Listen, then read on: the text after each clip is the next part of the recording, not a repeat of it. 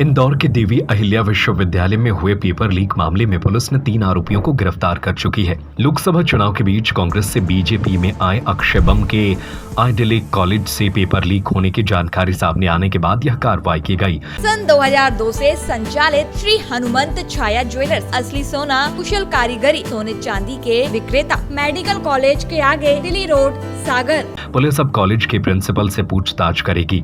सवाल खड़े हो रहे हैं कि आरोपी कंप्यूटर ऑपरेटर कैसे प्रिंसिपल के रूम तक पहुंच गया। प्रिंसिपल की इसमें मिलीभगत तो नहीं थी। इस बीच कॉलेज की मान्यता रद्द करने की भी मांग जोर पकड़ने लगी है। छोटी ग्वालटोली थाना प्रभारी उमेश यादव ने कहा, मामले में जांच की जा रही है। आइडिलिक कॉलेज की प्रिंसिपल से भी पूछताछ करेंगे। डीएवीवी की एमबीए परीक्षा के पेपर पिछले महीने लीक हो गए थे। मामले में शिकायत के बाद पुलिस ने आइडिलिक कॉलेज के ऑपरेटर दीपक पिता सुरेश सोलंकी निवासी रंगवासा रोड को गिरफ्तार किया है।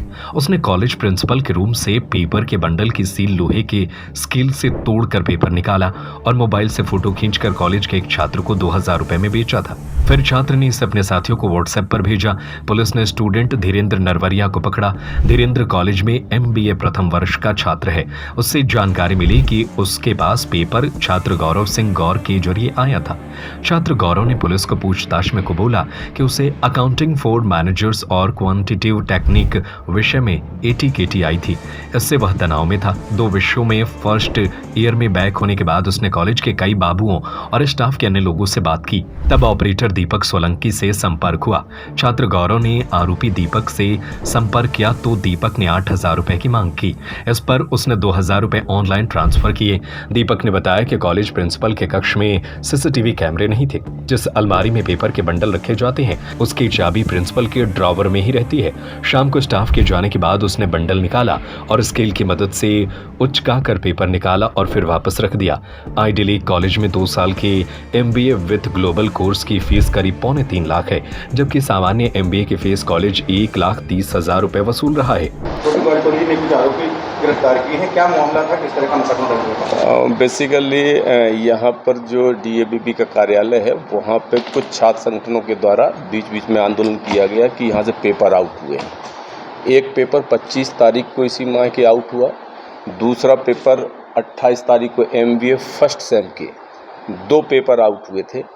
उन पेपरों में ये देखा गया था कि जो क्वांटिटेटिव टेक्निक और अकाउंटिंग फॉर मैनेजर कि ये 2 पेपर है ये आउट हुए हैं और काफ़ी असंतोष था छात्र संगठनों में। और ये था कि कोई भी परीक्षा सही तरीके से संपन्न नहीं होती है और उसकी शिकायत वरिष्ठ कार्यालयों में भी दी गई थी। बहुत सारी जगह पर ज्ञापन दिए गए थे। बड़ी चुनौती थी कि हर 2 दिन में या 3 दिन में कोई ना कोई पेपर आउट होता है और परीक्षाएं सही तरीके से संचालित नहीं होती हैं। उस पर से 30 तारीख को प्राथमिकी दर्ज कर ली गई थी थाना छोटी ग्वालटोली में। उसमें से एसीपी तुषार सिंह के नेतृत्व में थाना प्रभारी उमेश यादव के अध्यक्षता में एक टीम गठित की गई थी कि इस चैलेंज को स्वीकार करिए और मूल आरोपी तक पहुंचिए।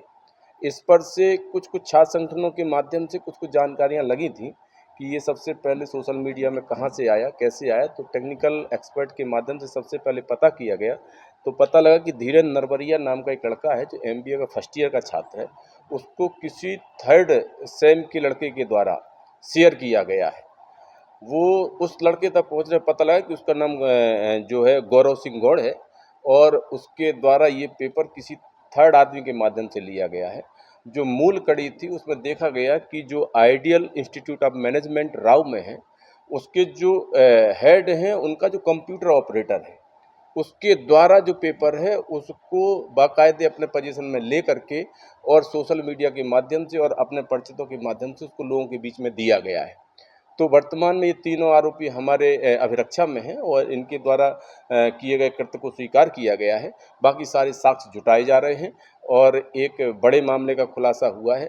बच्चों के भविष्य के साथ में खिलवाड़ कर रहे थे उसको उतनी ही गंभीरता के साथ विवेचना में लिया गया है। कितने छात्रों तक ये पेपर पहुंचा था और कितने रुपए में ये बेचा गया? अभी ये विवेचना का अंग है किसके माध्यम से ये पेपर आउट किया गया था, किसके माध्यम से छात्रों के मध्य में भेजा गया है। वो 3 मूल आरोपी अभी गिरफ्तार किए गए हैं।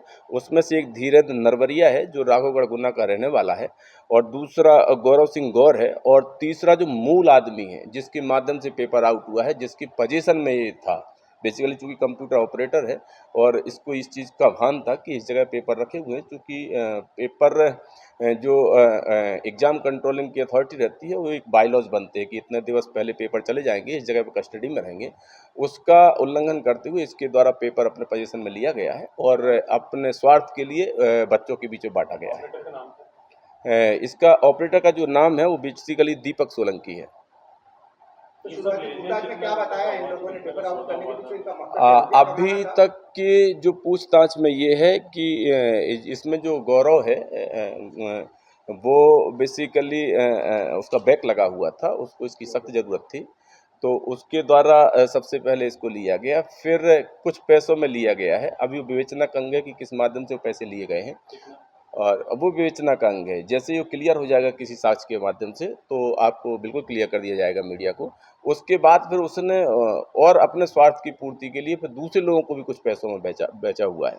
अब उन लोगों तक पहुंचा जाएगा, उन लोगों को बाकायदे साक्ष्य में शामिल किया जाएगा और सारे तथ्यों को समाहित किया जाएगा। पकड़ा है, इन्होंने कितने रुपए कमाए?